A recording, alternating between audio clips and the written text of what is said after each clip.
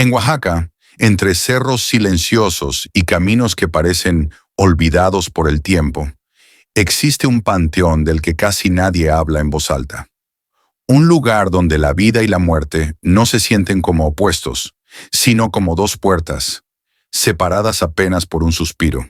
Y dentro de ese panteón, escondida al fondo, cubierta por maleza y olvido, se encuentra la Puerta del Diablo, una cripta de piedra negra sellada desde hace más de un siglo y que, según la leyenda, solo se abre cuando la muerte ha decidido cobrar una vida marcada.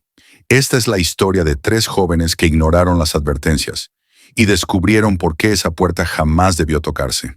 San Lorenzo del Monte es una comunidad pequeña, donde las sombras del pasado hablan más fuerte que los vivos.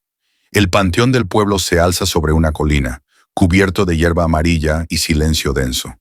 Los habitantes, incluso los más valientes, evitan acercarse a su parte más antigua. Las historias dicen que la cripta al fondo fue construida por un hombre que practicaba artes oscuras, un brujo temido incluso por los suyos. Cuando murió, gritó en su lecho que volvería por quienes lo traicionaron. Desde entonces, la puerta fue sellada, pero nunca olvidada. Generación tras generación, los ancianos han mantenido vivo el mismo consejo. No te acerques a esa puerta. No la mires. No escuches lo que venga de ella. Pero fue precisamente esa prohibición la que llamó la atención de un joven explorador de Internet. Miguel, un creador de contenido aficionado a lo paranormal, decidió grabar un video sobre el panteón. Lo acompañaban sus dos amigos, Diana y Álvaro, estudiantes de antropología interesados en registrar tradiciones locales. Su intención era explorar un mito, grabar unas tomas y salir con historias para sus seguidores. Llegaron de noche, justo a la hora en que los vecinos dicen que las almas se vuelven inquietas.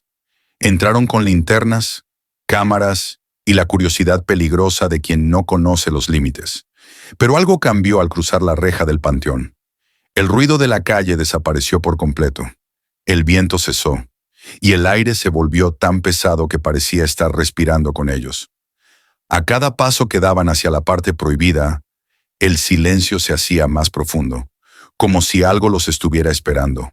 La encontraron al final del sendero.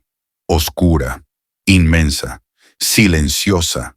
La Puerta del Diablo era una estructura de hierro oxidado, llena de marcas que el tiempo no había logrado borrar. En el centro, un símbolo extraño resaltaba incluso bajo la luz tenue. Un círculo con trazos que parecían hechos con garras, no con herramientas. Los tres jóvenes se quedaron quietos, sintiendo que algo viejo, algo muy antiguo, los observaba desde dentro de la cripta. Fue allí cuando la primera señal ocurrió.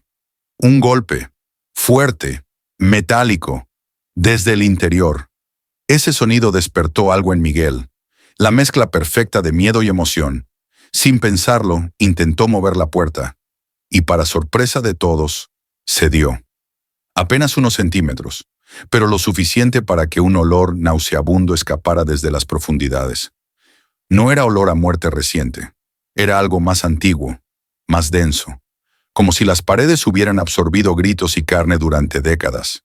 Miguel apuntó la cámara hacia la oscuridad, y entonces, desde el fondo de la cripta, aparecieron dos puntos rojos, fijos, intensos, observando, y luego, la voz, una voz profunda, rasposa, imposible de describir sin sentir un escalofrío, una voz que no suplicaba, que no amenazaba, una voz que ordenaba. ¡Abre! ¡Más! La puerta se abrió otro poco, esta vez sin que nadie la tocara, como si aquello que estaba dentro hubiera esperado demasiado tiempo para mantenerse encerrado. Entonces ocurrió. No un rostro, no un cuerpo, solo una sombra.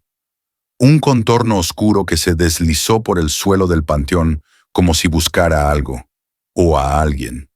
Los jóvenes corrieron, pero la sombra los siguió, y a cada paso el panteón se sentía más grande, más confuso, como si los caminos cambiaran, como si las lápidas se movieran, como si el lugar entero estuviera vivo, reorganizándose para atraparlos.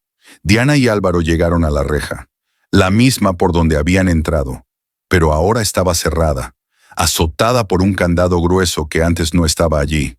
Golpearon, gritaron, lloraron, pero el panteón parecía tragarse sus voces. Miguel no llegó con ellos. Se había quedado atrás. Cuando lo vieron finalmente, estaba inmóvil junto a una tumba, parado con la cámara en la mano, mirando hacia la nada, o hacia algo que ellos eran incapaces de ver. Dicen que sus ojos eran completamente negros, y que su rostro estaba rígido, como si ya no quedara vida en él. La cámara cayó al suelo, y Miguel desapareció entre las sombras. Minutos después, sin explicación alguna, la reja se abrió sola. Diana y Álvaro escaparon corriendo, sin atreverse a mirar atrás. La policía fue notificada. Registraron el panteón. Buscaron durante horas. No encontraron rastro de Miguel. Solo su cámara, tirada frente a la cripta, y la puerta de hierro abierta a unos centímetros. Como si alguien o algo acabara de salir. Desde aquella noche, los habitantes de San Lorenzo del Monte evitan aún más la zona del panteón. Dicen que la puerta ya no volvió a sellarse por completo. A veces, en la madrugada, se escucha un golpe metálico, el mismo que los jóvenes escucharon antes de abrirla. Otros vecinos aseguran haber visto la silueta de un muchacho caminando entre las tumbas. Sin rostro, sin voz, como si estuviera buscando algo que perdió, o como si no hubiera terminado de salir. Así que la próxima vez que visites un cementerio en Oaxaca y veas una puerta vieja de hierro, cubierta por maleza y silencio, no te acerques, no la toques, no escuches lo que hay detrás, porque algunas puertas no se hicieron para los vivos. Y si llegas a oír una voz susurrando desde la oscuridad, abre más, da la vuelta y corre.